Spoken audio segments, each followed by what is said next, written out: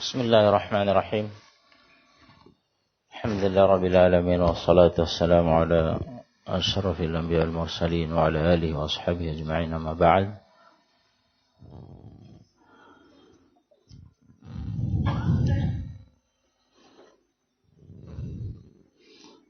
Nah, kita akan tanya jawab ini. Kita utamakan pertanyaan-pertanyaan yang terkait dengan pembahasan dulu ya. Nah,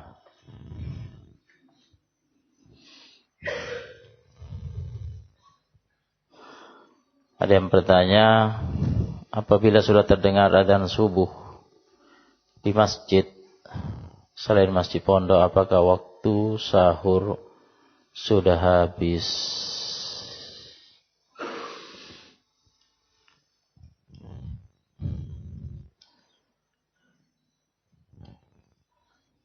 Kenapa bisa berbeda antara adzan di masjid lain dengan masjid pondok? Berarti ada salah satunya yang ada salah satunya yang cepat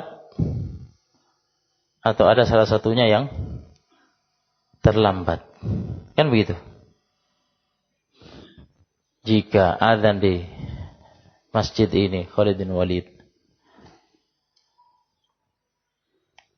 beda dengan adzan di masjid-masjid di sekitar ini, berarti ada salah satu yang salah. Nah, imma ada yang lebih cepat adzannya dari waktu, imma ada yang terlambat adzannya. Atau kemungkinan yang kedua, perbedaan tauqid, perbedaan jadwal, penetapan jadwal yang dijadikan sebagai acuan masuknya waktu sholat subuh. Karena dari tempat ini tidak bisa memantau terbitnya fajar shadiq, dikarenakan terhalangi oleh gunung-gunung, ya. Juga andaikan tidak ada gunung, biasanya terhalangi oleh bias lampu, cahaya lampu kejauhan, ya, atau karena mendung. Jadi biasanya patokannya adalah jadwal sholat. Nah, itu hasil ijtihad. Hasil ijtihad, tidak ada yang pasti di antara jadwal-jadwal itu, karena itu hanya pendekatan, ya, itu hanya hasil ijtihad dengan hisab, perhitungan untuk menduga kuat terbitnya fajar yang sebenarnya. Oleh karena itu kita mendapati ijtihad itu berbeda-beda, ya.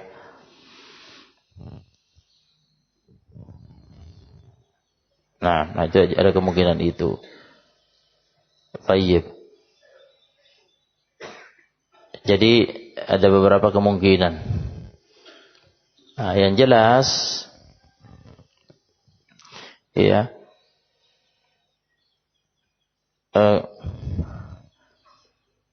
seharusnya kita berpatokan dengan masjid di pondok yang lebih kita percaya daripada masjid-masjid yang lainnya. Oleh karena itu, ya, muadzin di pondok harus benar-benar yataharrah al-adzan, betul-betul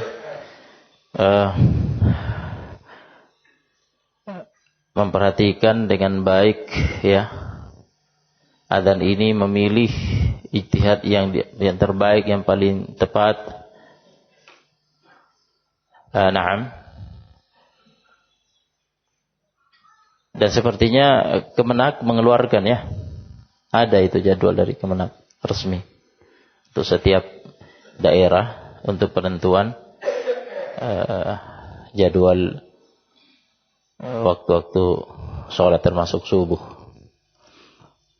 Nah, itu bisa dijadikan sebagai patokan. Nah, jika semuanya mengacu ke situ, dalam artian masjid ini, masjid sekitarnya juga mengacu ke jadwal yang dibuat oleh Kemenak, ternyata masih beda. Nah, itu tadi berarti ya ada yang artinya melenceng dari jadwal itu, salah satunya. Nah, oleh karena itu juga penting diperhatikan akurasi jam. Ya, akurasi jam. Jangan sampai jamnya cepat atau jamnya terlambat. Nah,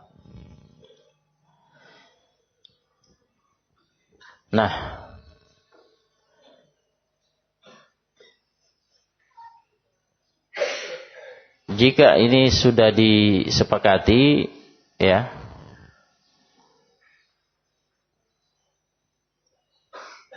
dan adzan di masjid pondok juga sudah benar-benar sesuai dengan yang diharapkan, ya, mengacu kepada jadwal. Kemudian akurasi jam menjadi patokan juga sudah dimantapkan, ya, maka tidak usah terpengaruh dengan adzan-adzan yang ada di masjid-masjid sekitar pondok yang beraneka ragam. Nah, jadi yang jadi acuan adalah adzan di pondok. Dan selain itu, sangat memungkinkan kalau di zaman kita setiap orang memiliki jadwal, ya, karena jika punya jadwal sendiri, ya, bisa mengamati sendiri. Nah, tetapi ingat, jika ingin melihat sendiri jadwal, ya jam di rumahnya juga harus akurat. Nah, ala kulli hal,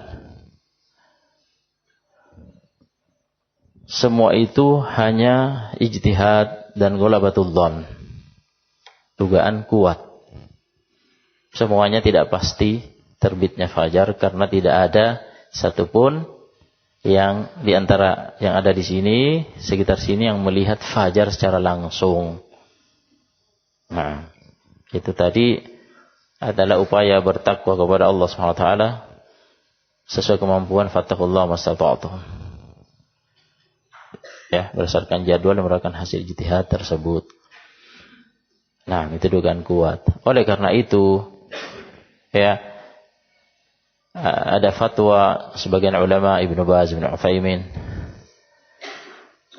rahimahumullah, mengatakan bahwa jika adzannya disandarkan pada jadwal terdengar, maka masih, ya, ditoleransi untuk melanjutkan santapan sahurnya sampai adzan selesai. Itu pun mereka membatasi sampai adzan selesai. Nah, tetapi tetap dikatakan oleh Ibnu Utsaimin rahimahullah, jika imsak ketika sudah adzan yang bersandar pada jadwal itu lebih baik dan lebih hati-hati. Nah, jadi intinya, ya, persiapkan diri untuk makan sahur dengan waktu yang cukup. Nah, dengan waktu yang cukup, jangan mepet, jangan sampai terjadi sehingga muncul pertanyaan seperti ini, ya, masih mau lanjut makan, minum, ya, ternyata sudah terdengar adzan. Jika memang waktunya cukup, ya, diperhitungkan di akhir waktu, ya, memang sunnahnya di akhir waktu menjelang terbitnya fajar, mungkin sekitar, ya, 20 menit, 15 menit, ya, dari adzan, sesuai dengan kondisi masing-masing, mengukur kondisi masing-masing, melihat, oh, saya cukup dengan waktu sekian, ya, selesai puas, ya, dan masih Setelah itu mungkin ada 1 menit, setelahnya sekitar itu baru kemudian terdengar adzan. Nah, seperti itu. Hanya saja mungkin terkadang ada sebagian orang yang terlambat bangun ya. Mepet waktunya, hanya buru-buru ya, masih mau minum sudah terdengar adzan. Maka itu tadi fatwanya telah kami sampaikan. Nah, yakni lebih hati-hati imsak. Nah, tetapi andaikan benar-benar ingin lanjut, andaikan misalkan ya terlanjur ya di tenggorokannya ini masih ada sisa-sisa mau dilegakan pakai air putih, air minum gitu kan. Nah, ya, mengikuti fatwa itu masih bisa. Nah, tetapi jangan melewati adzan. Ini adzan selesai sudah imsak.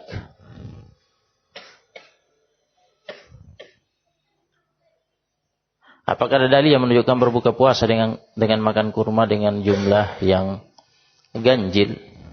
Ya. Hadis yang datang tentang amalan Nabi SAW, karena Rasulullah SAW yuftiru ala rutabatin qabla shalah. Rasulullah SAW biasa berbuka dengan makan beberapa buah rutab, kurma segar, kurma basah. Ya. Fa illam takun fa'ala tamaratin, jika tidak ada rutab, kurma basah, kurma segar, maka beberapa buah kurma kering. Tidak ada di situ penetapan bahwa jumlahnya ganjil. Tetapi ya di situ penetapannya adalah jamak, yakni jumlahnya bukan hanya 1 tapi beberapa buah, ya, 3 atau lebih. Nah, jika kita mengambil hitungan aqallul jama' 3, minimal jamak itu 3, ya, berarti 3 ke atas. Nah, salat tarawih yang utama waktu akhir malam atau setelah salat isya. Dari segi waktu, salat tarawih itu kan salat malam ya. Kategorinya salat malam. Hanya saja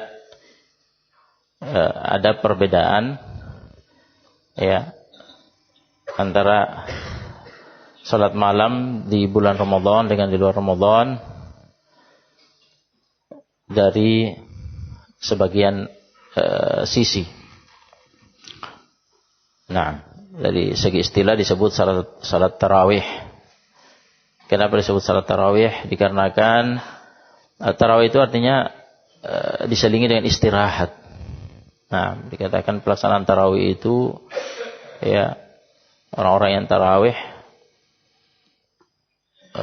sebagaimana pada hadis Aisyah muttafaqun alaih, ya, Nabi alaihi wasallam salat 2 rakaat salam, kemudian 2 rakaat salam, setelah itu istirahat. Dan itu panjang, bacaannya panjang, ruku sujudnya menyesuaikan dengan panjangnya bacaan. Nah, kata Aisyah, la tas'al an tulihinna wa husnihinna. Jangan tanyakan bagaimana panjangnya dan bagaimana bagusnya. Ya, 4 rakaat itu. Ini 2 rakaat salam, kemudian 2 rakaat salam. Istirahat Nabi. Jadi dikarenakan panjang ya pelaksananya, maka butuh melepaskan lelah setelah itu. Supaya lanjut lagi untuk 4 rakaat berikutnya dalam keadaan ya sudah istirahat. Dan lanjut 4 rakaat, yaitu 2 rakaat salam, kemudian 2 rakaat salam juga sama, la tas'al an tulihinna husnihinna, jangan tanyakan panjangnya, bagusnya. Setelah itu butuh istirahat. Nabi istirahat. Nah, kemudian lanjut 3 rakaat yang terakhir. Nah,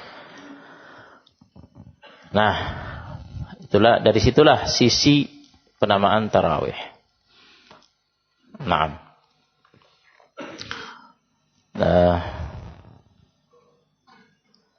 terdapat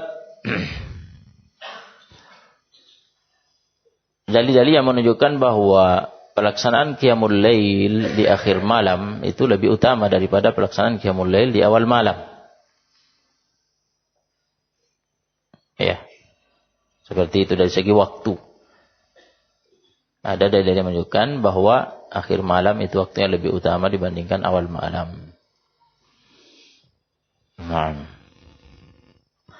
Tetapi ya, sunnah ya kaum muslimin yang dihidupkan kembali oleh Umar bin Khattab radhiyallahu taala anhu, yaitu salat tarawih berjamaah di masjid ya di awal malam, bukan di akhir malam. Nah, bukan di akhir malam, tetapi di awal malam. Nah.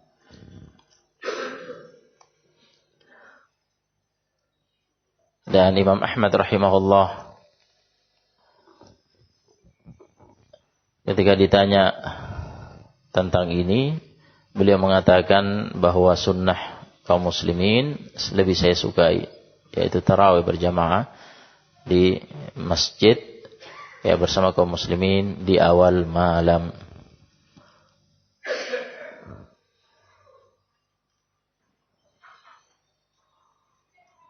Wallahu a'lam.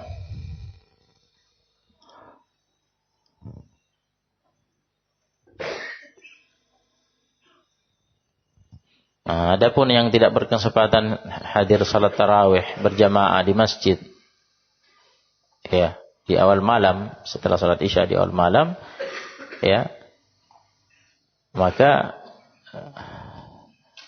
dia bisa memilih akhir malam. Nah, dengan cara dia tidur dulu, kemudian nanti bangun di akhir malam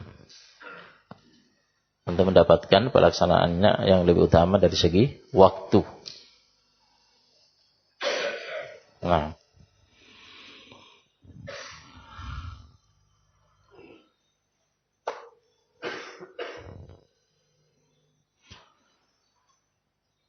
tetapi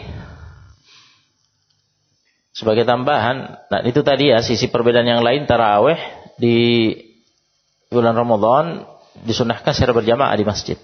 Sedangkan sholat malam di luar Ramadan ya tidak disunnahkan berjamaah, baik di masjid maupun di rumah.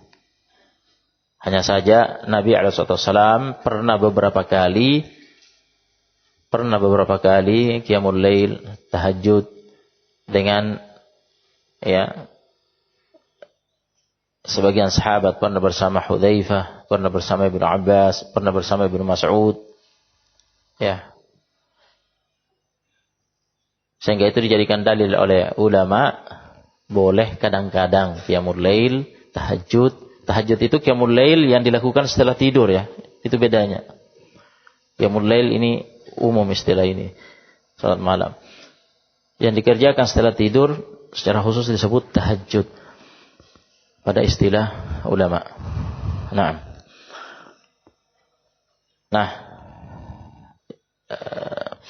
boleh kadang-kadang ya qiyamul lail berjamaah di luar Ramadan. Kadang-kadang.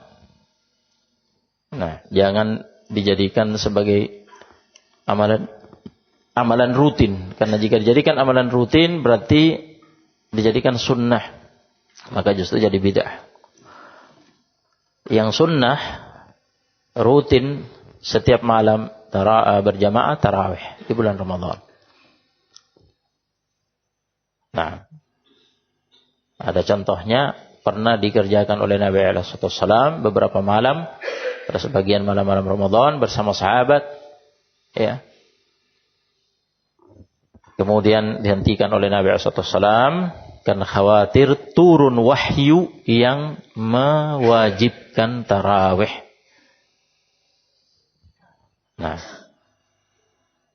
itu illat faktornya sehingga dihentikan oleh Nabi SAW.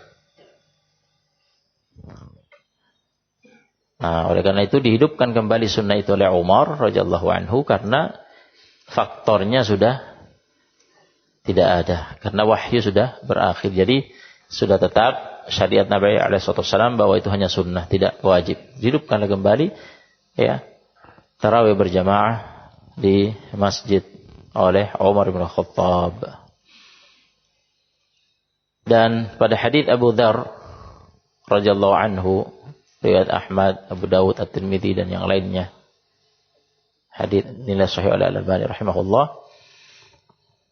Ya. Nabi SAW salat malam, salat tarawih bersama sahabat ya.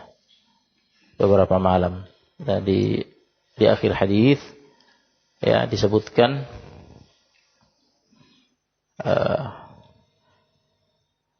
ketika Nabi SAW sudah menyelesaikan salat tarawih bersama para sahabat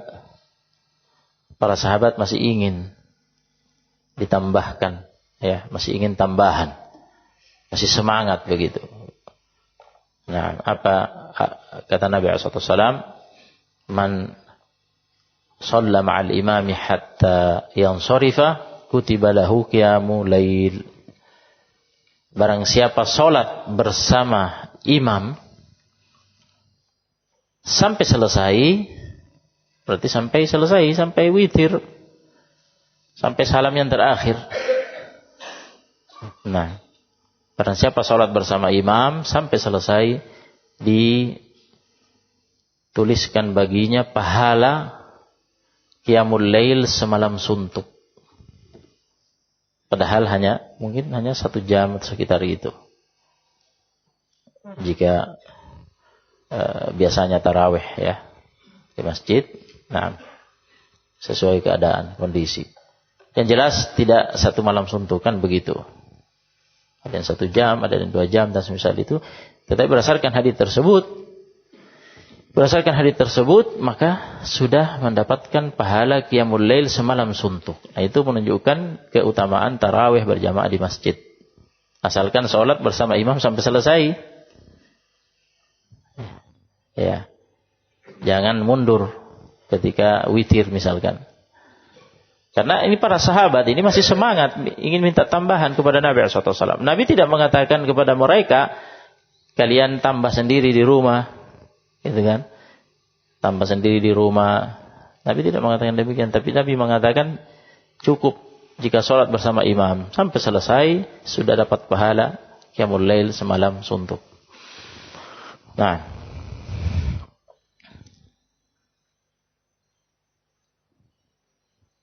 Semalam penuh. Itu yang menjadi dalil-dalil.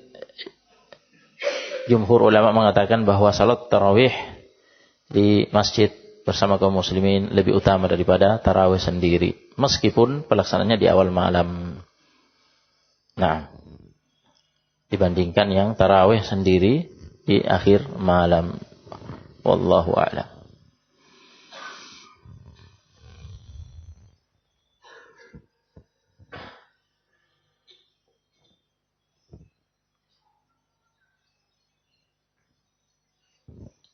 Nah, coba dibantu dipilih yang terkait dengan Ramadan, terkait dengan puasa dan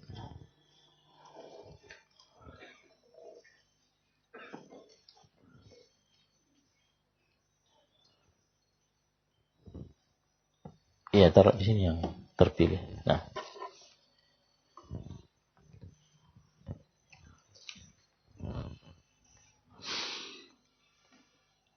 Adzan adalah panggilan sholat. Apakah ada toleransi sudah adzan masih tidur-tiduran di masjid? Selesai ta'lim. Nah, adzan panggilan untuk sholat berjamaah di masjid. Sekaligus pemberitahuan masuknya waktu sholat. Ya.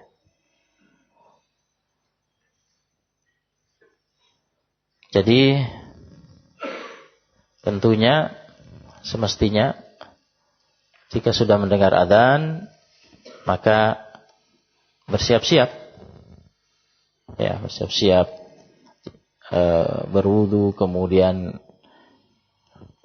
sholat sunnah, ya jika ada rawatib sebelum sholat fardu itu, maka sholat sunnah rawatib 2 rakaat sebelum subuh,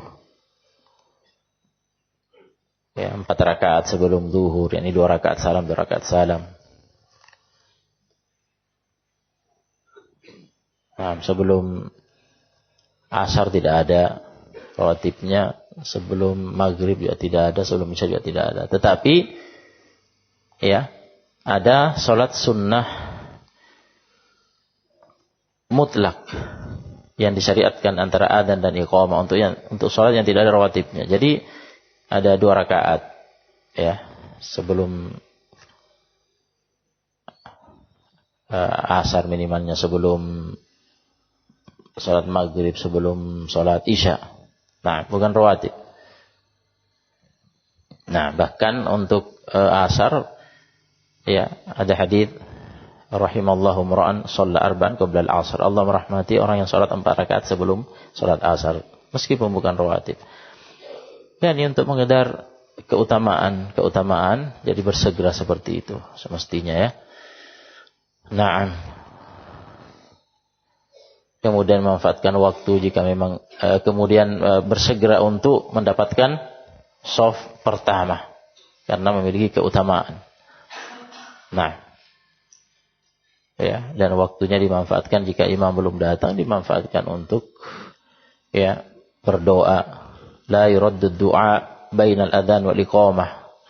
Doa tidak ditolak antara adzan dan iqamah. Yani termasuk waktu yang mustajab untuk berdoa. Ya. Nah, jika masih ada waktu, doanya sudah cukup, dia sudah mencukupkan doanya, belum datang imamnya, manfaatkan untuk baca Quran, zikir. Nah, seperti itu.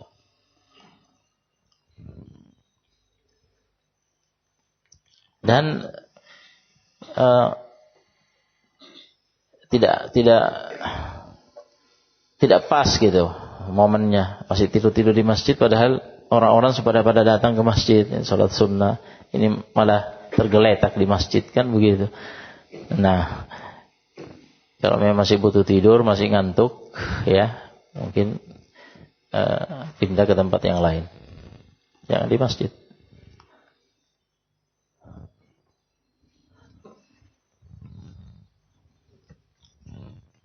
Mana yang dipilih ini? Ini juga ini. Bagaimana jika ada seorang suami sedang berpuasa Ramadan, kemudian dia bersenang-senang dengan istrinya selain pada farjinya, kemaluannya, namun tidak sengaja ada yang kelepasan sedikit, apakah dia wajib bayar kafarah?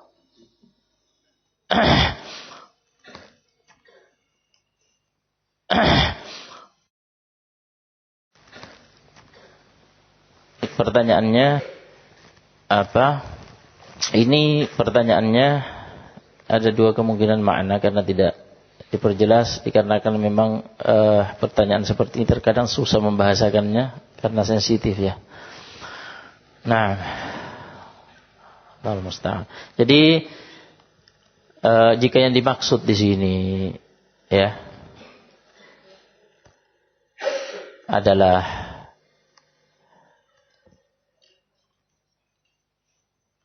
dia ejakulasi, nah dimaksud di sini ejakulasi ya, maka puasanya batal, tetapi tidak bayar kafarah. Ya, selama tidak pada batas jima, yakni bukan timba masuk sumur. Nah, ya. Jadi tidak ada kafarahnya, karena kafarah itu hanya pada jima saja.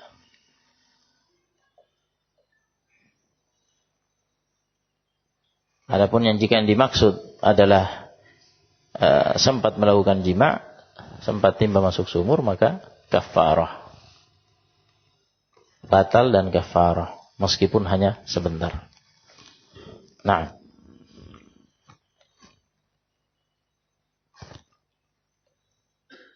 apa hukum puasa bagi orang yang terkena kegoncangan jiwa atau labil? Ya. Jika dia masih berakal, tetapi ada kegoncangan pada jiwanya, ya, labil, ada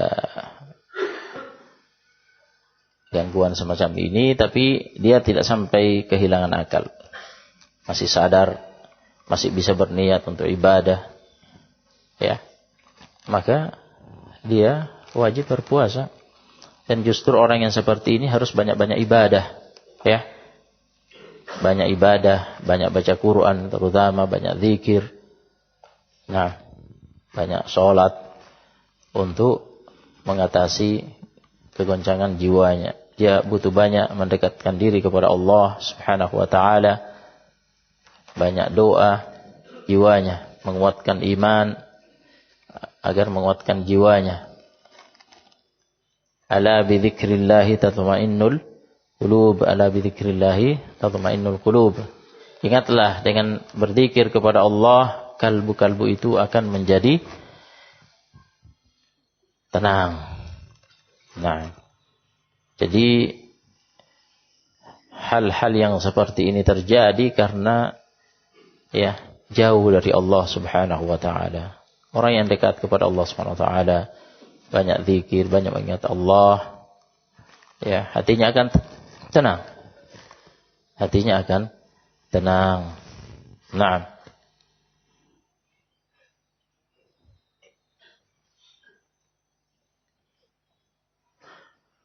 tayyib. Banyak beramal soleh akan diberi hayatan tayyibah, kehidupan yang baik oleh Allah Subhanahu wa taala. Kata ulama, yaitu insyirahus sadr wa tuma'ninatul qalb, kelapangan dada dan ketenangan hati. Naam. Pada hadis, ajaban li amril mu'min, amruhu kulluhu khair, wa laysa dzalika illa lil mu'min. Sungguh mengagumkan urusan seorang yang beriman, dan tidaklah itu didapatkan kecuali pada orang yang beriman. In asabathu sarra syakar, wa in asabathu dharra sabar. Jika dia dapat nikmat, maka dia bersyukur. Jika dia dapat musibah, dia bersabar. Ya. Walaysa dzalika illa lil mu'min. Itu tidak dapatkan kecuali pada orang yang beriman. Ya, orang yang beriman seperti itu. Ya, antara syukur dan sabar.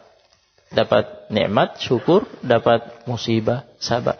Ini kan terjadinya kegoncangan jiwa seperti ini karena ada problem, ya, yang menyulitkan, yang menyusahkan, ya, musibah yang menimpa, itu karena lemahnya iman, Bu. Nah,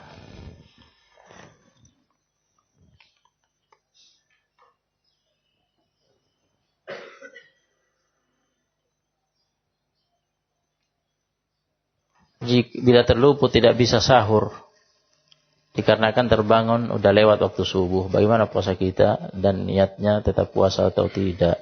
Kok baru bicarakan niat setelah subuh? Apa tidak berniat sebelum subuh? Maksudnya ketika malam hari itu panjang, ya, dari maghrib berapa jam itu? Masa nggak sempat berniat sih? Atau lupa besoknya masih Ramadan? Berapa jam itu? Dari jam 6 sampai jam, berputar itu jarum jamnya sampai. Nah, masa gak sempat berniat? Ya, ini maksud anak. Realitasnya,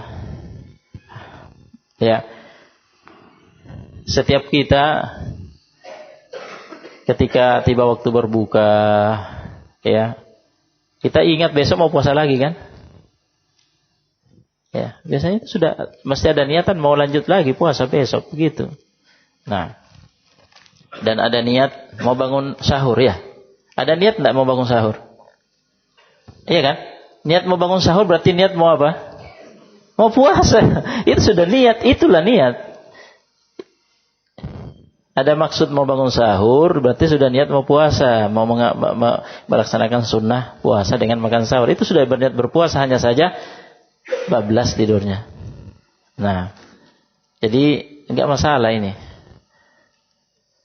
Nah, lain halnya jika seseorang dalam kondisi lalai, lupa, ya, tidak ada sama sekali terbetik di hatinya maksud, niat, tekad untuk puasa besok, ya, capek sekali misalkan, buka puasa gitu terus tidur sampai subuh, misalkan, ya sudah, tidak ada niatnya. Kalau itu nggak bisa puasa kan berarti lewat waktunya, waktu niatnya.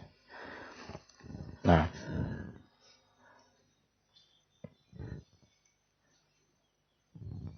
bagaimana kalau kita mimpi basah di saat puasa? Apakah batal atau tetap bisa sempurnakan? Tidak batal.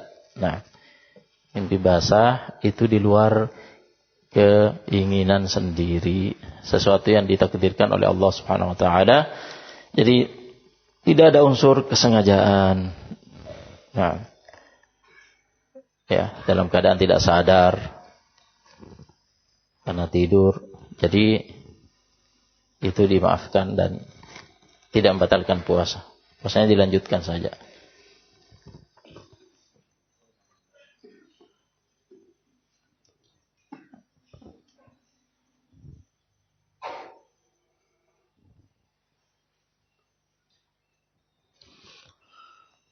Bagaimana dengan ikut salat tarawih tapi baru masuk jamaah menunggu imam ruku'? Kalau imam baca surah, dia duduk menunggu, direkayasa begitu. Nah, ya, secara pada asalnya jika seseorang bergabung dengan imam dalam salat jamaah, ya, jika dia masih sempat dapat ruku' bersama dengan imam, maka dia dapat rakaat itu. Nah, maka dia dapat rakaat itu. Tetapi dipastikan benar-benar dapat ruku' bersama dengan imam, karena terkadang terjadi dan ana saksikan sendiri. Nah, terkadang sebagian orang, ya, pernah sama-sama datang bersamaan, ya, anak jalan gitu sama-sama, anak sudah perkirakan ini tidak bakalan dapat ruku' ini sama imam. Imamnya sudah mau bangkit.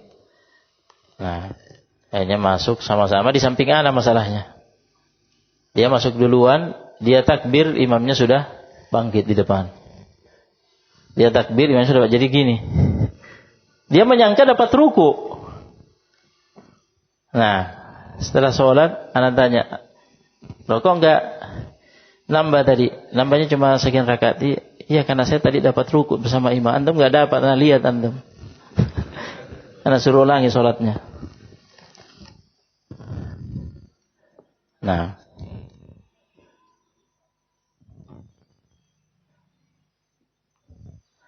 baik.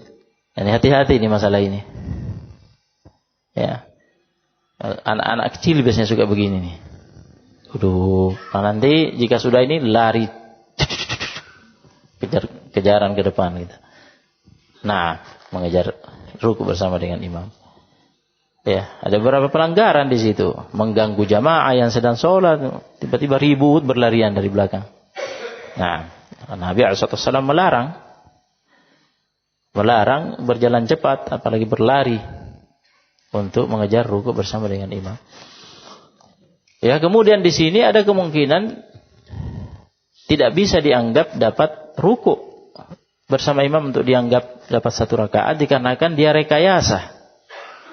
Direkayasa gitu. Nah, dikarenakan dia merekayasa urusannya. Ya, seharusnya dia dapat. Kan kalau ruku' bersama imam itu kan dia tidak baca Al-Fatihah jadinya gitu. Kewajiban baca Al-Fatihah bagi makmum meskipun bukan rukun tapi kewajiban. Ya. baca Al-Fatihah tidak memungkinkan dia baca karena dia setelah takbiratul ihram harus langsung ruku mengikuti imam. Dengan cara direkayasa, jadi dia menggugurkan kewajiban dari dirinya dengan cara rekayasa. Nah, di sini masalahnya. Menggugurkan kewajiban baca Al-Fatihah dengan cara rekayasa, sehingga di sini berkemungkinan ya dianggap tidak dapat dan dia harus tetap menambah. Nah,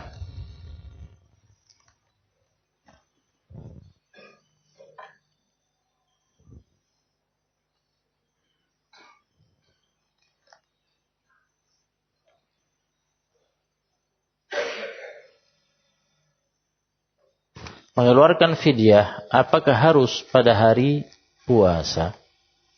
Bagaimana caranya kalau ternyata ada fidyah yang apa ini? Yang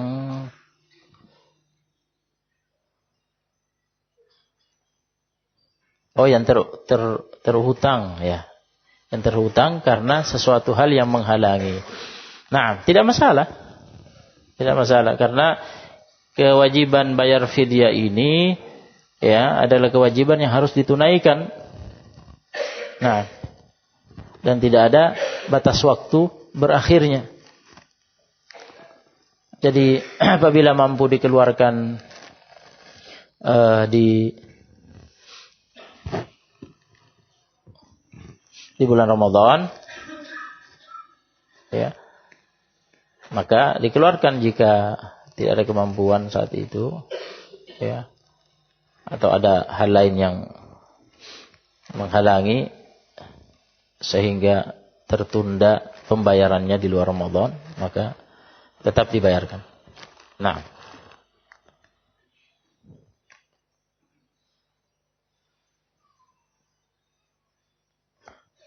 ada jadwal sholat berdasarkan ijtihad, kemudian untuk kehati-hatian dari jadwal itu ditambah 5 atau 10 menit.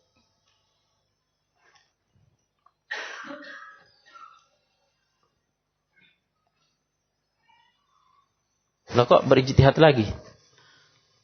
Artinya ada keahlian. Itu yang berijtihad itu di jadwal itu mereka pakai hisab, itu ada perhitungannya itu. Ada caranya, enggak sembarangan. Nah, kemudian ini inisiatif ditambah lagi 5 sampai 10 menit. Artinya punya keahlian juga. Kok bisa gitu? Nah, masalahnya ini terkait dengan imsak, waktu imsak ini masalahnya. Jika lewat ya, lewat waktu yang diprediksi kuat, terbit fajar ya 5 atau sampai 10 menit baru imsak. Wah. Berarti sudah waktu imsak, dia belum imsak, kan begitu. Nah, apabila dia bukan orang yang punya keahlian berijtihad ya, sembarangan begitu, berarti dia tidak punya uzur di sini. Nah, adapun yang memang punya keahlian kemudian dia berijtihad, itu masuk dalam kategori fattaqullaha mastata'tum ya, karena kan tidak bisa dipastikan ini terbitnya fajar, tidak bisa dilihat. Apa yang mau dilakukan kaum muslimin di tempat-tempat semisal ini, tidak bisa melihat terbitnya fajar? Mau memperkirakan sendiri, bagaimana caranya? Ya kan semakin ngawur, kan begitu. Oleh karena itulah ada upaya dengan hisab itu untuk memperkirakan terbitnya fajar jam sekian ya. Maka kita ikuti yang kita anggap paling ahli di situ, yang paling dekat. Anggaplah kalau kita di negeri kita tidak saja jauh, hasilnya Kemenak saja sudah, jadwalnya Kemenak kita pegang misalkan. Nah, sudah, itu yang bisa kita lakukan. Kita tidak punya kemampuan selain itu. Fattaqullaha mastata'tum. Adapun kemudian kita inisiatif sendiri, apa dasarnya, apa sandarannya, ini kan tidak bisa dibenarkan jika sembarangan. Ya. Seperti itu. Nah,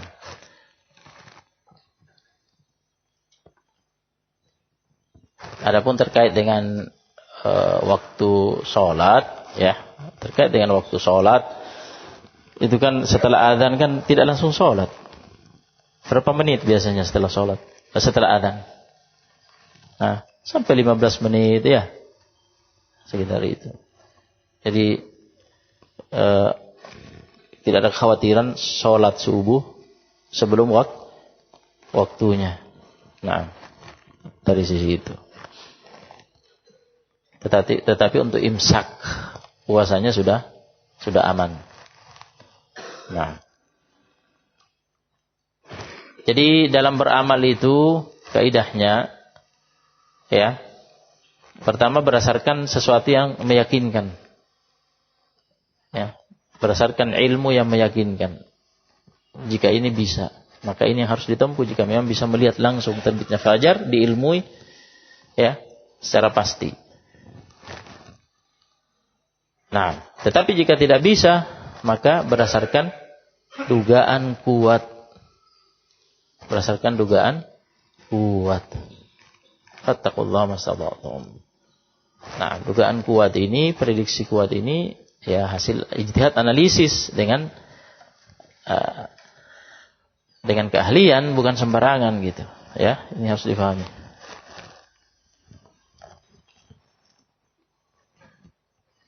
Oh, ini juga ya.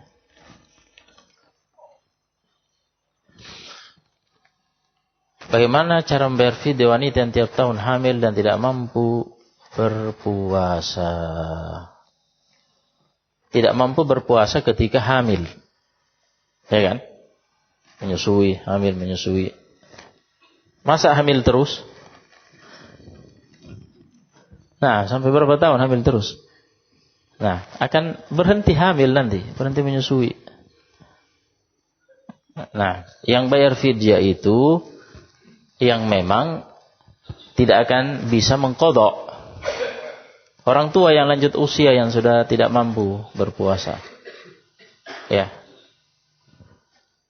Mau ditunggu kuat lagi, mudah kembali kan tak mungkin. Nah, itu bayar fidya. Ya kan? Kemudian sama dengan itu orang yang menderita penyakit yang tidak ada harapan sembuh. Nah, dengan itu fisiknya lemah, atau dia harus konsumsi obat setiap saat, setiap 1 jam, 2 jam, 3 jam, siang malam, tidak bisa lepas dari obat. Nah, ini kan tidak bisa berpuasa. Mau ditunggu sembuh, tidak ada harapan sembuh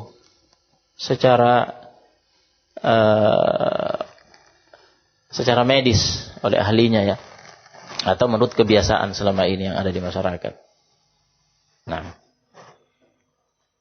maka bayar fidya karena tidak ditunggu sembuh untuk kemudian qadha. Oleh karena itu, orang sakit yang ada harapan sembuh, musafir yang akan kembali bermukim, bukan bayar fidya tapi apa? Qadha. Nah, begitu pula wanita hamil dan wanita menyusui. Tidak selamanya hamil dan menyusui. Akan berhenti dari hamil, berhenti dari menyusui nanti. Di saat itu dia mampu untuk berpuasa, maka diqadha. Itulah sebabnya pendapat yang terbaik dalam masalah ini adalah qadha puasa. Nah, yang difatwakan oleh Lajnah Daimah pimpinan Ibnu Baz, yang difatwakan oleh Ibnu Utsaimin, Syekhuna Muqbil Al-Wadi, dan ini pendapat yang datang dari sebagian tabi'in. Nah, adapun yang memilih pendapat bayar fidya, ya sama dengan yani tata caranya sama dengan orang tua yang tidak mampu lagi berpuasa, ya, yakni satu puasa diganti dengan fidyah. Nah, fidyah itu adalah memberi makan satu orang fakir miskin sekali makan yang mengenyangkan, dengan porsi yang mengenyangkan dari makanan pokok, yaitu beras atau nasi. Kadarnya adalah kadar yang mengenyangkan. Kadar yang mengenyangkan. Satu kali makan. Bisa beras, bisa nasi. Nah, kemudian disukai, ya, jika disempurnakan dengan lauk pauknya. Itu hanya penyempurna, tapi yang pokok adalah makanan pokoknya yang memang Itu yang merupakan makanan kaum muslimin di negeri itu. Di negeri kita kan beras, nasi ya. Ya, jika bukan nasi kita makan lapar kan, tetap lapar meskipun makan ini makan itu tetap lapar gitu, nyari nasi nanti. Nah, jadi itu yang harus dipenuhi.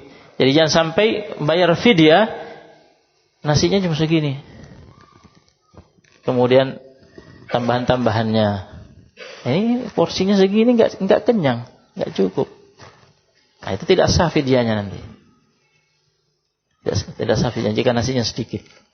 Jadi nasinya harus banyak, porsi yang mengenyangkan, porsi orang dewasa gitu ya, yang mengenyangkan. Nah,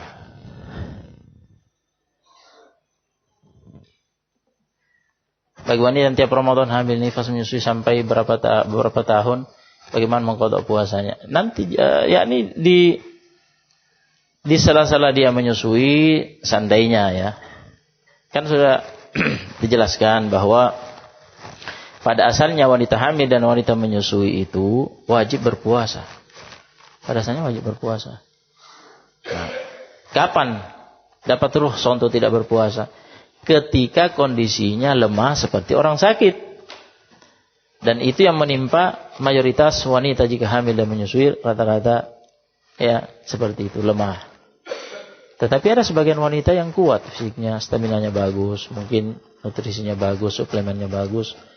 Dia tidak lemah, tidak ada kekhawatiran atas dirinya, atas janinnya, atas bayinya. Tetap wajib berpuasa. Nah, adapun yang memang kondisinya lemah, khawatir ya terhadap dirinya, janinnya atau bayinya, berarti kondisinya seperti orang sakit. Nah, maka selama kondisinya seperti itu masih udzur, berarti menunggu dia bebas dari hamil dan menyusui. Saat itulah dia mengqadha seluruh utang puasanya. Nah, sesuai dengan kemampuan. Sesuai dengan kemampuan. Ya, biasanya sampai 80 puasa, 100 puasa ya begitu ya biasanya yang rajin hamil menyusui biasanya banyak numpuk itu. Nah, tetapi ya itulah. Ya, itulah kewajibannya qadha. Nah, jadi dicatat dengan baik utang puasanya.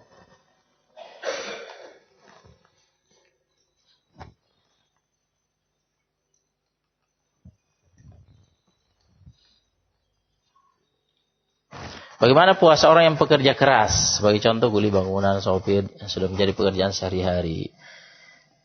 Nah, bukan uzur untuk berbuka. Nah, bukan uzur untuk berbuka karena dia bukan orang yang sakit, bukan juga musafir. Nah, kecuali sopir yang dimaksud di sini sopir luar daerah ya. Nah, dari sini misalkan ke Jawa Timur atau ke Jawa Barat dan semisalnya. Nah, atau dari sini kemana? Ke Solo, ya, misalkan ya. Atau dari sini ke Yogyakarta, nah, dan semisal itu. Safar yang dekat atau jauh yang jelas masuk kategori safar. Jika dia sopir dan safar, bawa kendaraan dalam safar, maka itu udzur. Nah, udzur kalau itu dari sisi apanya? Dari sisi safarnya, bukan dari sisi pekerjaannya sebagai sopir. Jika sopir hanya muter-muter di kota ini saja ya, tidak musafir, berarti tetap wajib puasa. Nah, kecuali satu kondisi. Kecuali dalam satu kondisi apabila dengan sebab kerja kerasnya itu benar-benar terkuras tenaganya, kelelahan, dan dia sudah tersiksa dengan puasa dan sudah tidak mampu menahannya dan bisa membahayakan keselamatan dirinya, ya, saat itu berarti udzur baginya untuk berbuka. Nah, itu udzur baginya untuk berbuka sebagaimana dikatakan oleh ulama, dan kewajibannya adalah qadha nanti di luar Ramadan.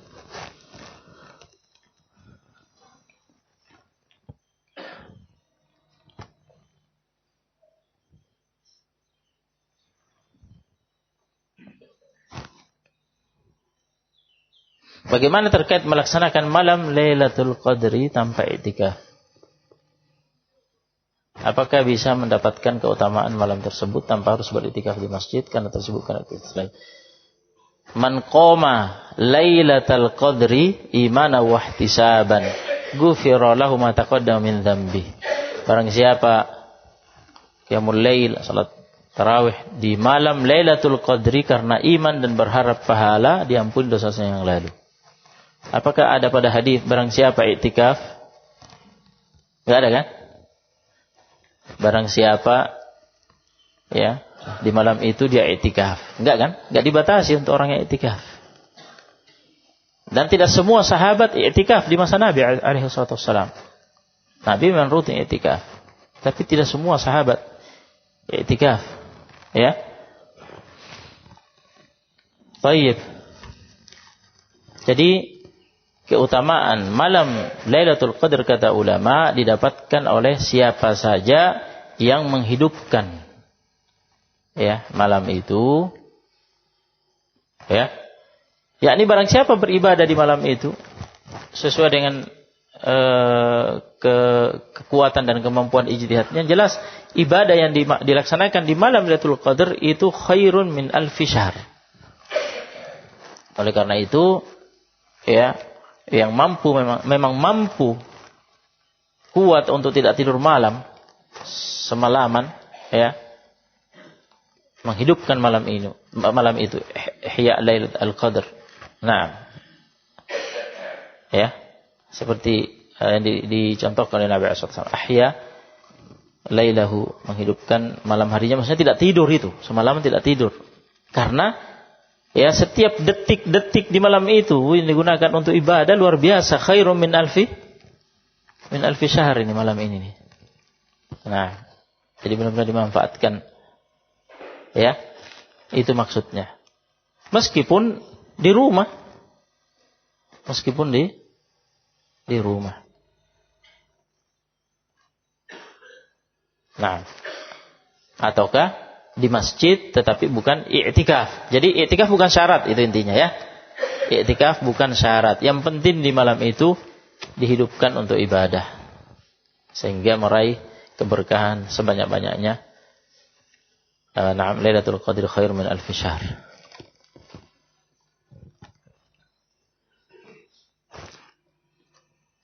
Adakah tata cara salat tarawih bisa dilakukan dengan bilangan 334? Kok 334? Nah, jangan dibuat kayak formasi sepak bola gitu.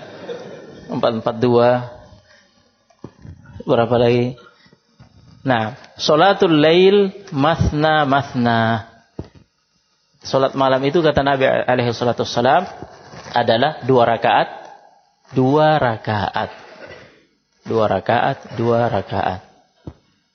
Itu. Nabi ditanya tentang qiyamul lail. Nabi menjawab salatul lail qiyamul lail, salatul lail mathna. Salat malam itu 2 rakaat. Oleh karena itu sampai-sampai terjadi perdebatan di kalangan ulama apakah sah 4 rakaat langsung. 4 rakaat 1 salam. Itu saya diperdebatkan. Sebagian ulama mengatakan tidak sah. Karena Nabi bersabda, salatul lail mathna. Salat malam itu 2 rakaat.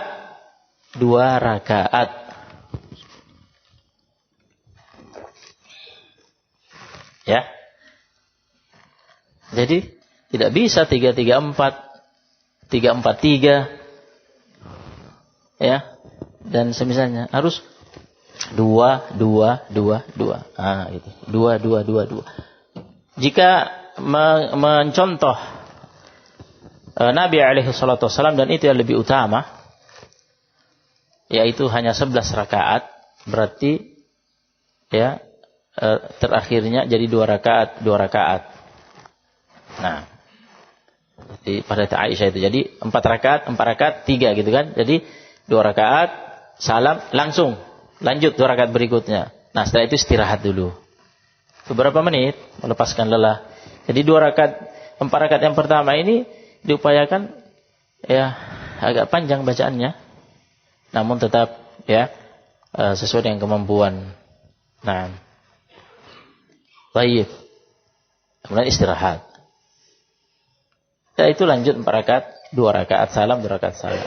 Dan istirahat. Nah, setelah itu 3 rakaat biasanya dijadikan sebagai apa? Witir ya. Witir. Nah, itu biasanya dijadikan witir. Yani yang lebih utama juga tetap 2-1. 2 rakaat kemudian 1. Nah.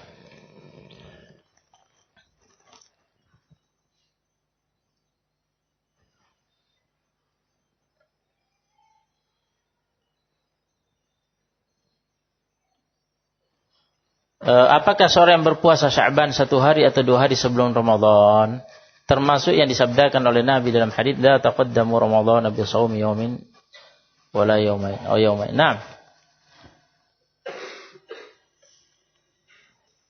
Puasa Sya'ban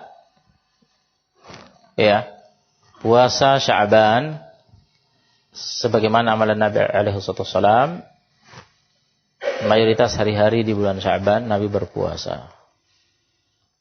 Nah, tetapi ada hadis ini, jangan mendahului Ramadan dengan puasa sehari atau 2 hari.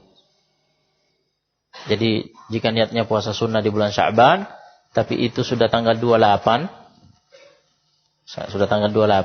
tidak boleh dilanjutkan. Jangan dilanjutkan. Nah, adapun jika itu bertepatan dengan hari Senin atau hari Kamis, dan memang seseorang punya kebiasaan rutin puasa Senin Kamis selama ini.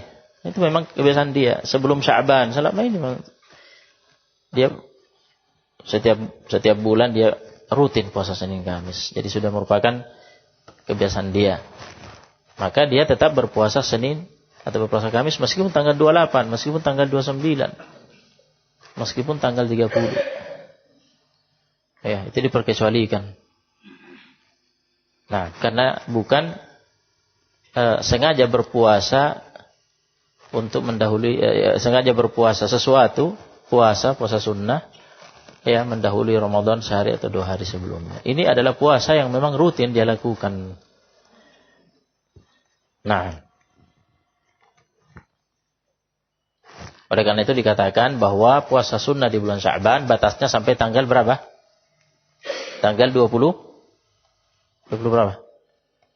27. Nah, jadi sudah 28 berhenti. Kecuali jika itu tadi ketepatan yang kebiasaan puasa seseorang.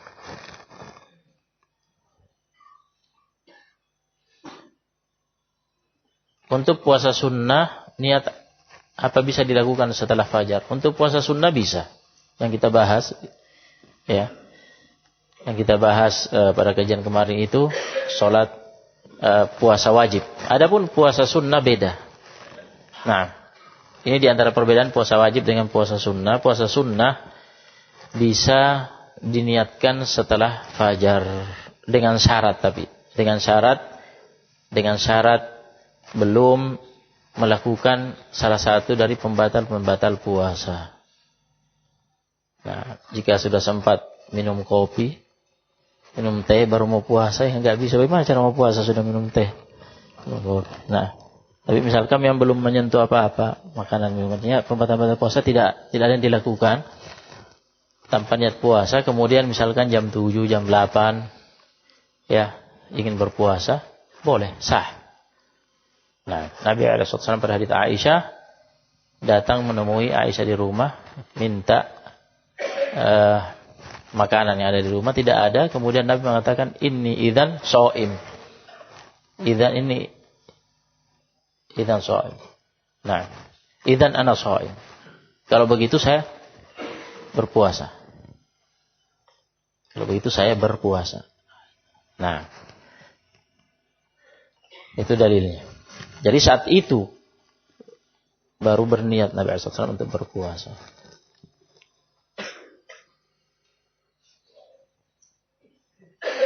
Tetapi pahala yang dia dapatkan adalah mulai dari dia berniat. Mulai dari dia berniat. Dan puasa yang bisa dia dapatkan dengan ini hanya puasa sunnah mutlak. Ada pun puasa sunnah muayyan yang khusus, misalkan puasa Senin, puasa Kamis, itu sudah tidak dapat. Enggak dapat. Kenapa? Karena Senin itu artinya dari terbit fajar sampai maghrib, ya kan? Kalau sudah terbit fajar misalnya jam 7 itu separuh Senin gitu. Jadi bukan puasa Senin ya. Jadi itu puasa sunnah mutlak saja. Nah, begitu kata ulama.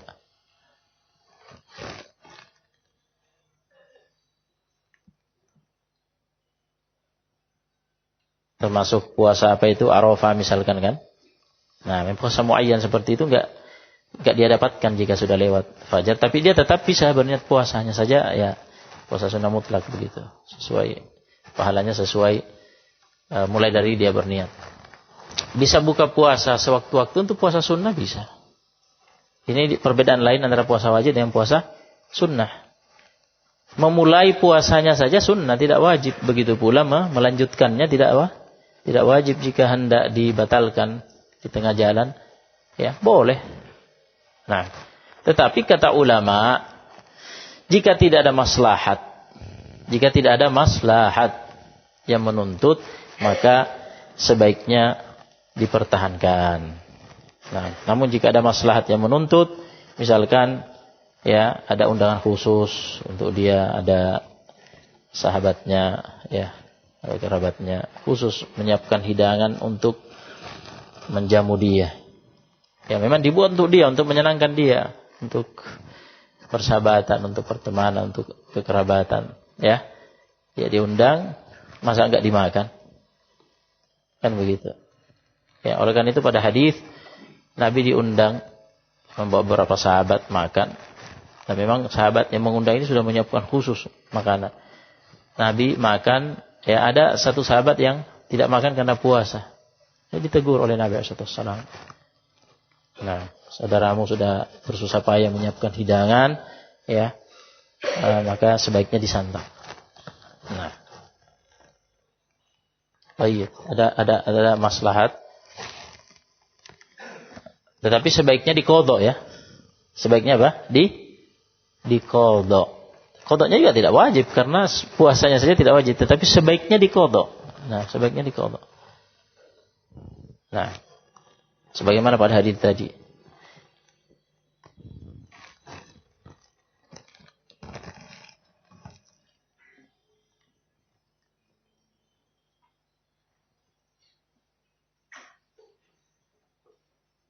Misal pada puasa Daud, tapi qadarullah dia sering sopir, apa ini? Sering sopir ya, sering nyetir. Enggak puasa sering dibatalkan. Ya berarti tidak bisa puasa Daud kalau seperti ini. Jangan puasa Daud. Nah, puasa Daud itu berat. Puasa Daud itu berat. Puasa Daud itu artinya sehari puasa, sehari berbuka itu setahun. Bukan cuma 1 bulan nanti terus istirahat gitu. Itu bukan puasa. Puasa Daud itu setahun. Sehari puasa, sehari berbuka, sehari terus itu sepanjang setahun. Hah? Yang punya kesibukan, punya aktivitas, tidak mungkin kan melakukan itu. Oleh karena itu ada pembahasan di kalangan ulama. Bagaimana memahami Nabi mengatakan bahwa puasa Daud itulah puasa yang paling utama. Sementara Nabi sendiri tidak puasa Daud kan? Itu puasanya Nabi Daud ya. Nabi tidak puasa Daud. Padahal dalam ucapannya, sabdanya Nabi mengatakan itulah puasa yang paling utama. Kenapa begitu? Kata ulama, karena kondisi Nabi tidak memungkinkan untuk itu. Tetapi jika dikalkulasi puasanya Rasul dalam setahun, jumlahnya lebih banyak daripada puasa Daud. Puasa Ramadan 30 hari, coba hitung. Ramadan saya 30 hari. Puasa Sya'ban hampir sebulan penuh kan? Belum puasa Senin Kamisnya Rasul. Dihitung aja tiap pekan Senin Kamis. Berarti berapa dalam setahun? Belum lagi puasa 3 hari dalam sebulan. Ya kan? Jadi kalau dikalkulasi lebih banyak jumlahnya daripada puasa Daud. Nabi ya sibuk berjihad, berperang, berjihad, ya, mengurusi umat. Jadi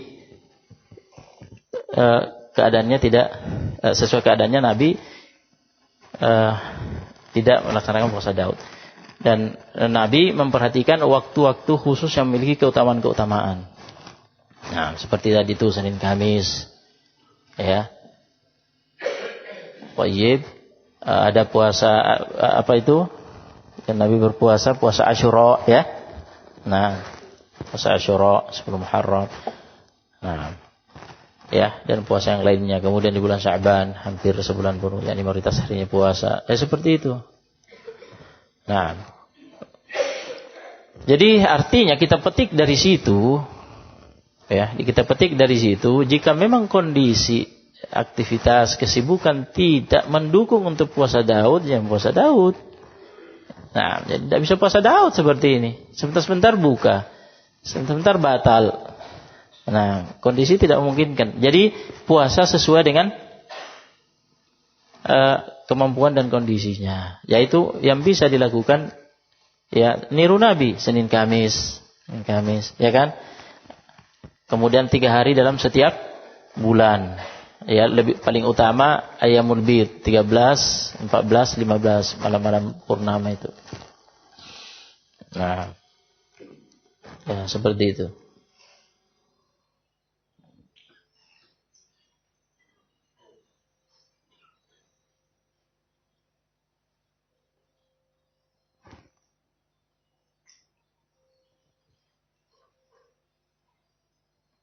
Puasa sunnah ragu untuk dibatalkan atau tidak karena ada satu hal.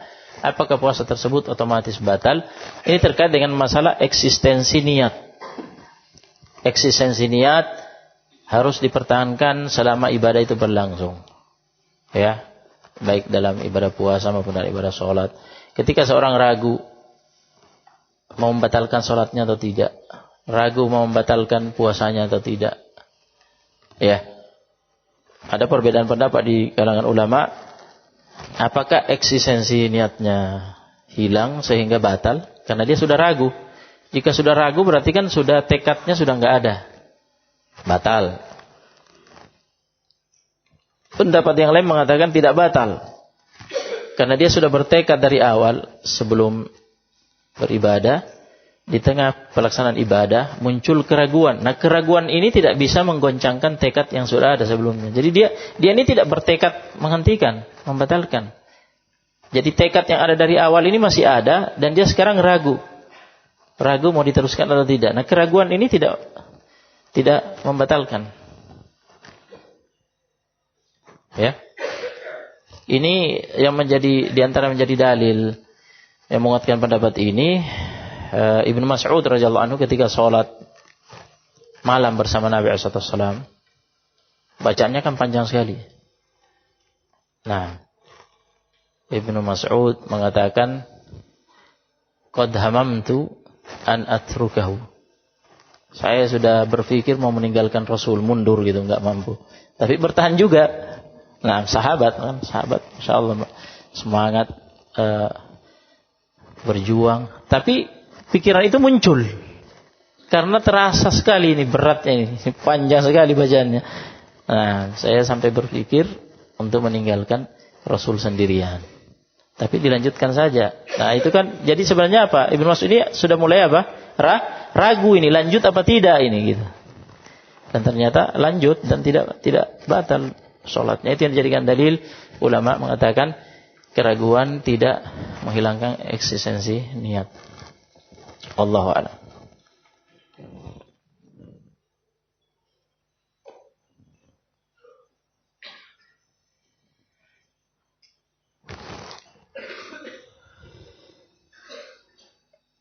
Lupa niat puasa, apakah halal baginya makan dan minum di siang hari bulan Ramadan? Oh, ini masalahnya lain ini. Ya, sebenarnya kan dia tidak punya uzur untuk tidak berpuasa, ya, hanya lupa niat. Nah,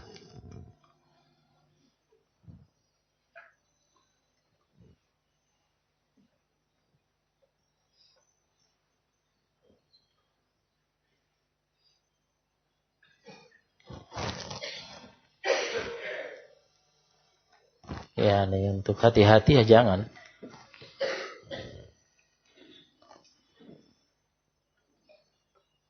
Ya, butuh pembahasan ini.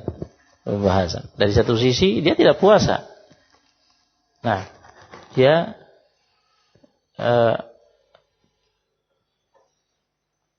punya udzur dari sisi dia lupa dan dia tidak berpuasa, tidak sah puasanya. Nah, sehingga dari sisi itu tidak ada gunanya dia menahan lapar dan haus. Tapi dari sisi lain terkait dengan kesucian bulan Ramadan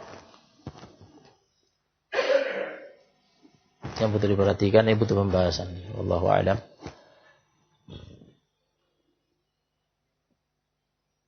Jika seseorang melakukan perkara haram yang membatalkan puasa, dia tahu itu perkara yang haram tapi tidak tahu jika itu membatalkan puasa. Bagaimana hukum puasanya? Nah, batal. Nah, berdasarkan pemahaman bahwa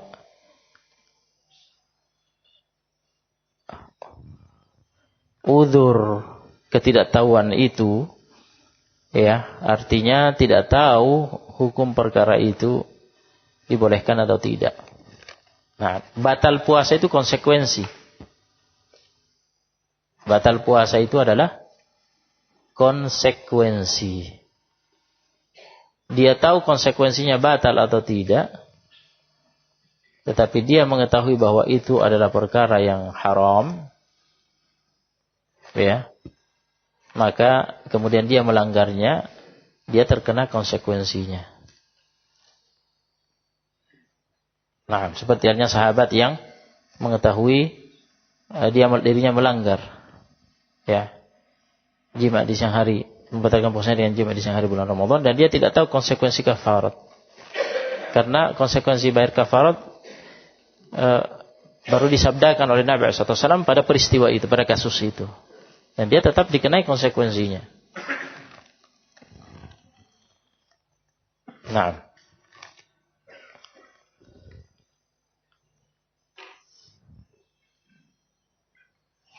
wallahu a'lam. Jika dosa yang dilakukan besarnya sama dengan pahala puasa, maka pahala puasanya hilang karena itu. Apakah dosanya juga hilang? Oh,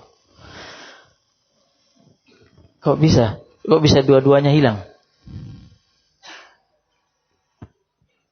Begitu ya.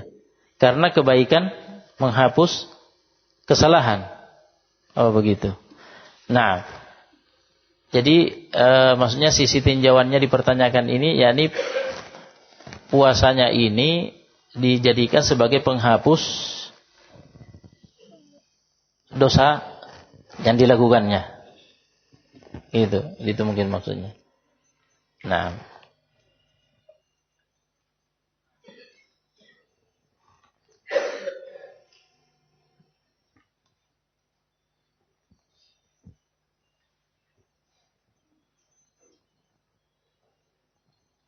iya.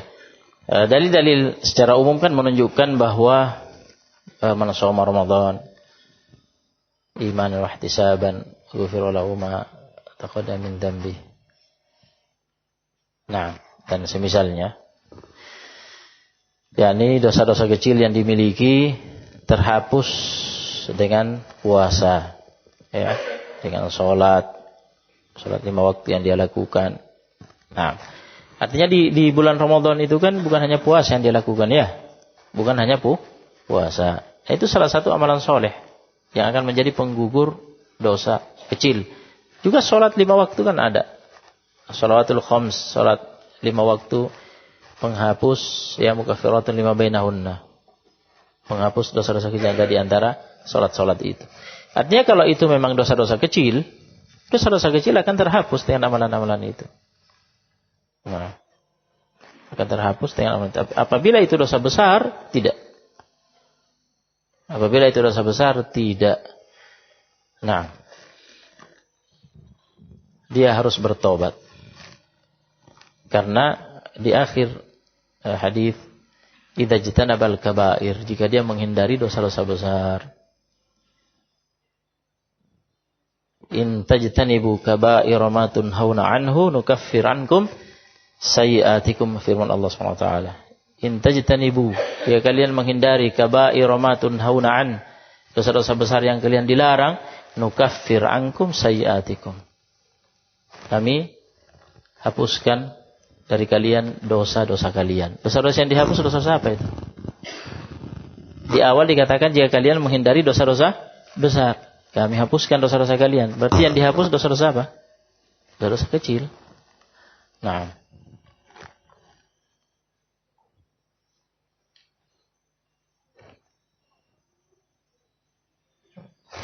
Seorang yang tidak wajib puasa mendatangi istrinya di siang hari bulan Ramadan, apakah terkena kafarah?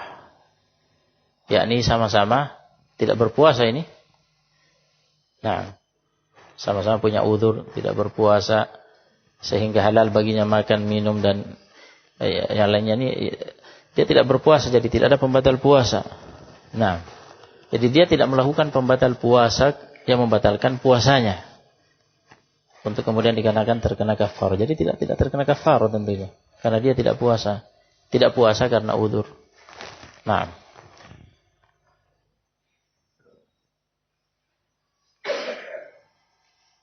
Yang kena kafarah itu membatalkan puasa tanpa udzur dengan melakukan hubungan sama istri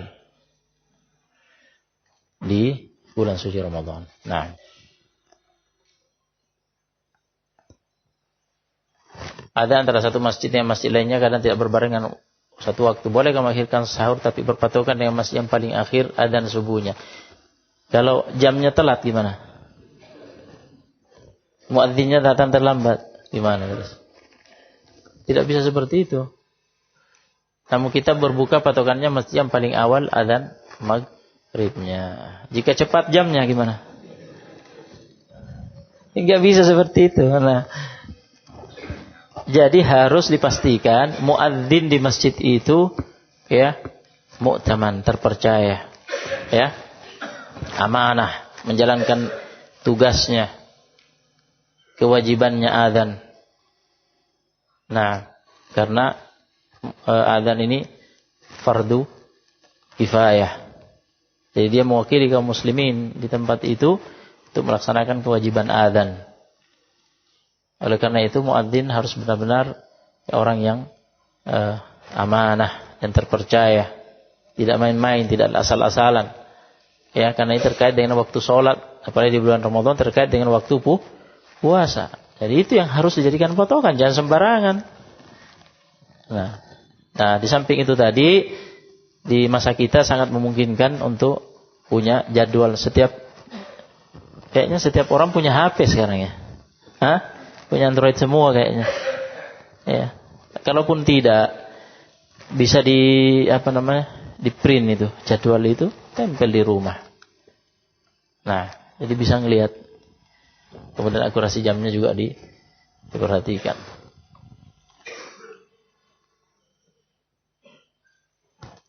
Jadi andaikan ada yang error, itu kan yang namanya error ya. Di luar, tiba-tiba muadzin ini sebenarnya terpercaya dia, tapi error. Terjadi error lah. Qadarullah. Nah, loh adzan ini. Padahal baru jam sekian, di jadwal jam sekian, memang error dia. Hanya dia bisa tetap terjaga gitu kan. Enggak ikut error. Nah, itu jika punya jadwal sendiri.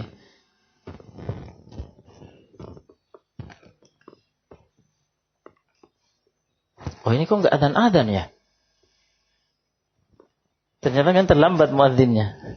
Nah, sudah dari tadi nih masuk waktu kok enggak adzan gitu. Memang error memang. Jadi ini mungkin min bab ihtiyat. Jadi jika punya mengetahui jadwal setiap subuh.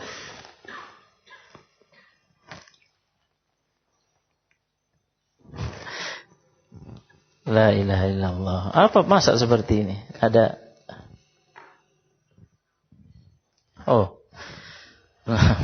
Ada pertanyaan, apakah kentut dalam air membatalkan puasa katanya? Katanya kalau kentut dalam air, ada air yang masuk dalam dubur sehingga membatalkan puasa. Kok sampai segitu pemikirannya? Nah, sudah diteliti. Nah, jalur masuk ke dalam tubuh yang membatalkan puasa hanya 2. Ya, yaitu apa? Mulut dan hidung. Jika ada air masuk lewat telinga, batal nggak puasanya? Nggak usah jauh-jauh ke dubur. Ini butuh penelitian kalau ini. Nah, kemasukan air telinganya gitulah. Kemasukan air telinganya batal nggak puasanya? Hah? Kadang-kadang mandi kan atau pernah masukkan air telinganya, batal nggak puasanya? Enggak, karena bukan jalur masuknya makan dan minuman. Ya, sebagian yang kita pelajari mulut dan hidung. Hidung itu karena hadis wabalik fil istinsyak illa an takuna shaiman. Makanya jika seorang misalnya berobat telinganya sakit dia tetesi. Iya, tetes telinga ya. Masuk kan? Batal puasa enggak? Enggak. Matanya sakit ditetesi. Ya. Sesuatu. Batal puasa? Masuk. Ada terasa sesuatu di tenggorokan misalkan. Nah, tidak batal karena itu bukan jalur yang masuk dalam kategori makan dan minum. Nah, disuntik, jauh-jauh disuntik saja disuntik. Nah, ada yang masuk enggak kalau disuntik? Jelas sudah kalau itu kan. Injeksi ada yang masuk. Batal enggak puasanya? Kan tidak. Satu-satunya injeksi yang batalkan puasa apa? Infus. Karena itu fungsinya pengganti makanan dan minuman itu.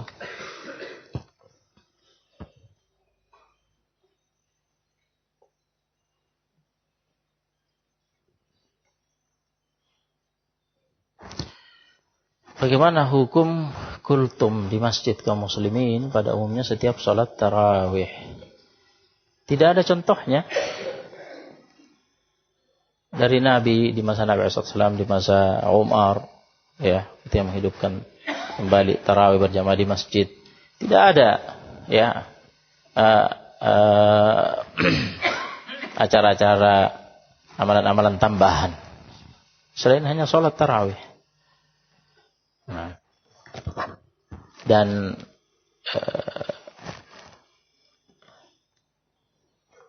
bahasanya masyarakat itu juga sudah bahasanya apa ya? Bahasanya ceramah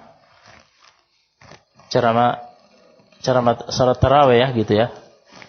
Yakni lama kelamaan akhirnya seakan-akan bagian gitu loh. Seakan bagian dari sunnah salat tarawih. Nah,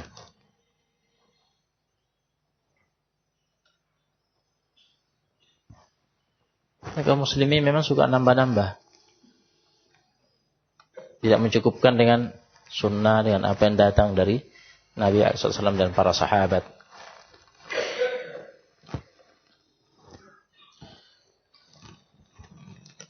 Sudah tarawih, salat tarawih ini kan sebenarnya kadang-kadang ada yang ngantuk juga. Sudah begitu ada ceramah lagi, ada pengumuman ini, pengumuman itu, ada ceramah. Kadang-kadang ada yang panjang ceramahnya, ada pas salat tarawihnya sudah ngantuk. Sudah kelelahan. Ya. Fokus saja salat tarawih. Nah, sunnah salat tarawih. Nanti untuk pemanfaatan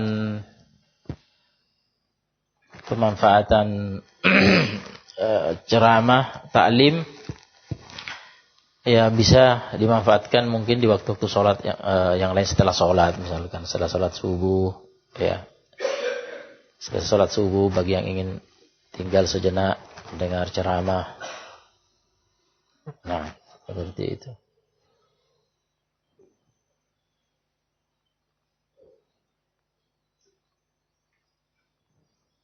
Untuk wanita sebaiknya tarawih di rumah apakah di masjid?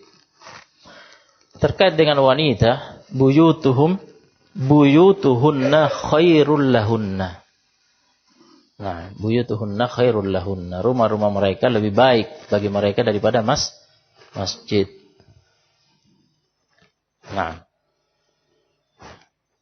sunnah berjamaah salat tarawih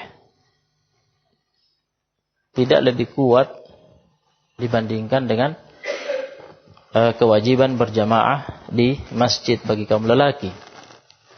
Nah, yakni berjamaah di masjid, ya, itu untuk yang dituntut pada saatnya kaum lelaki. Kemudian wanita mengikuti sifatnya.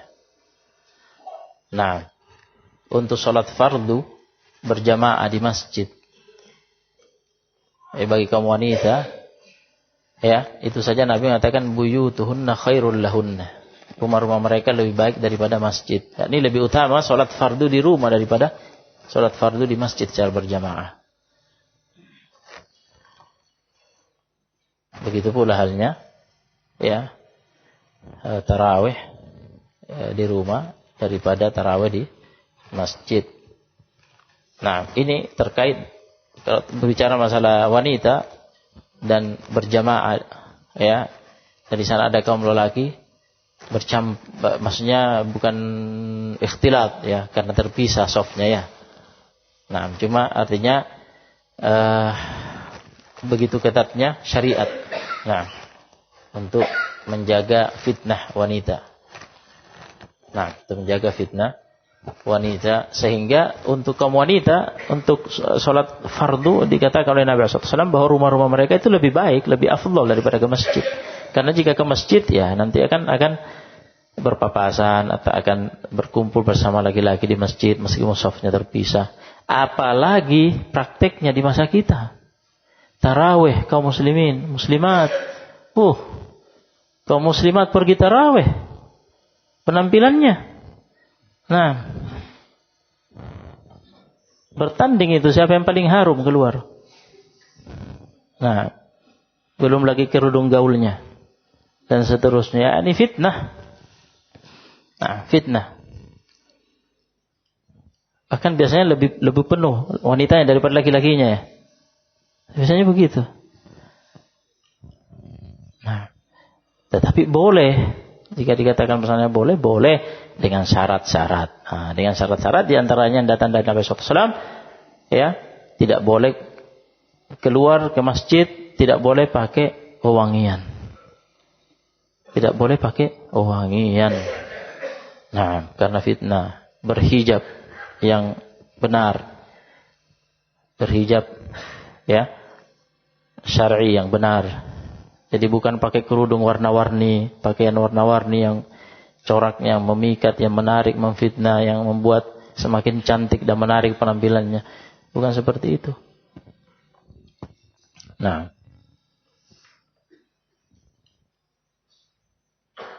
di lingkungan kami sholat tarawih 4 rakaat salam, 3 salam, sebaiknya jangan.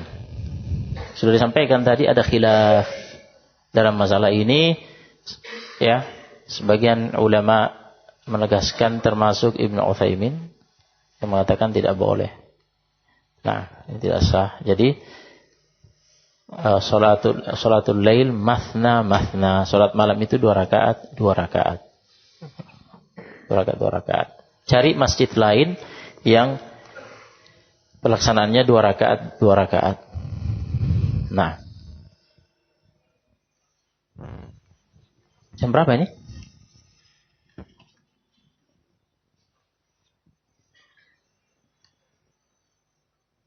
Nah, ini sama pertanyaan. Apakah sah tarawih 4 rakaat atau 3 rakaat?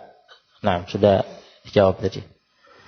Nah, hindari masjid yang pelaksanaannya seperti itu.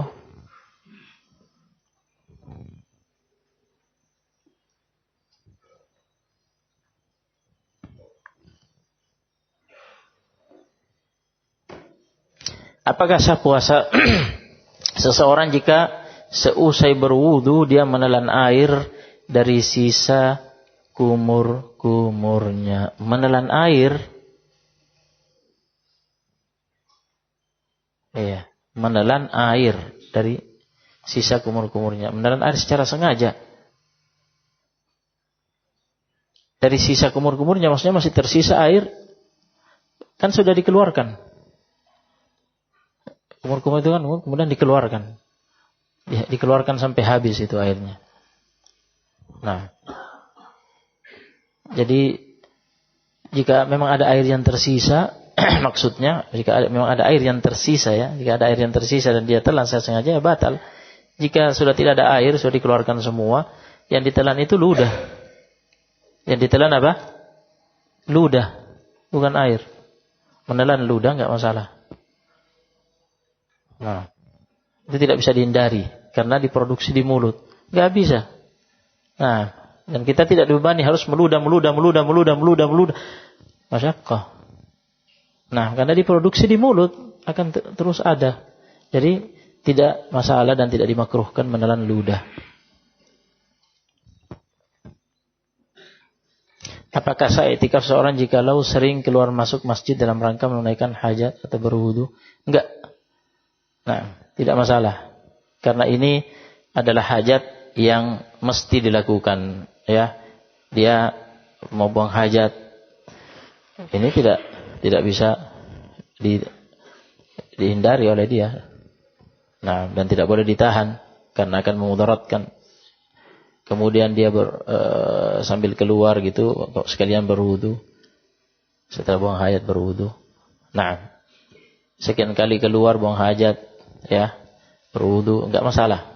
Karena itu sesuatu yang memang mesti dilakukan selama beriktikaf.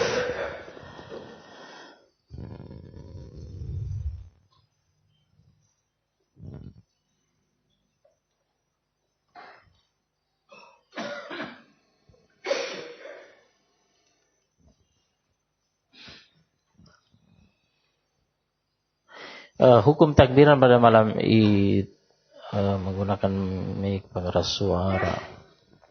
Nah,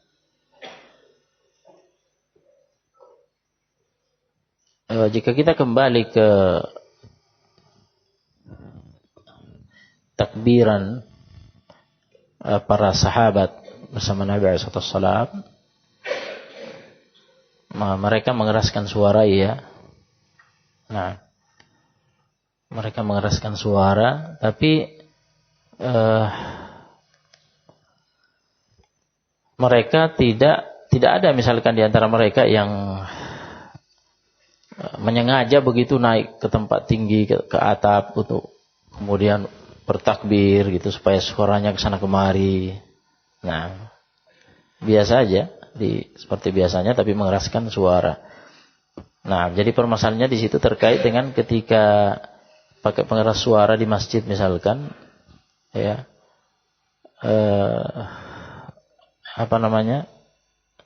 pengeras suaranya di atas, ya, di tempat yang tinggi. Memang bersuaranya di bawah tapi pengeras suaranya di atas. Nah, pengeras suaranya di atas. Jadi suara keluar dari atas, seakan memang yang mewakili seakan dari atas. Nah, oleh karena itu jika takbiran hari Id misalkan di musholla di lapangan kan pasang mic, ya, untuk itu mengeraskan suara. Jadi dihindari saja. Wallahu a'lam yang ana lakukan, menghindari mikrofonnya ini jangan diletakkan di atas. Letakkan saja di bawah. Nah, letakkan saja di bawah, dan dengan itu suara sudah mengeras dan sampai ke belakang dan menjadi penyemangat bagi yang lainnya untuk bertakbir. Nah,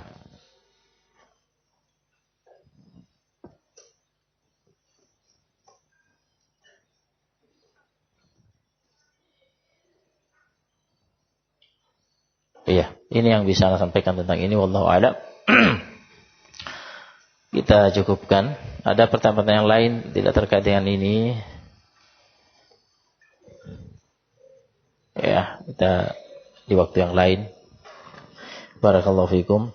Jika ada kebenaran yang disampaikan, jawaban ana benar, ya, taufik dari Allah Subhanahu wa taala. Jika ada yang keliru, yang salah dari kelemahan, kekurangan ilmu ana dan dari syaitan, Subhanallahumma bihamdika asyhadu an la ilaha illa anta astaghfiruka wa atubu ilaik.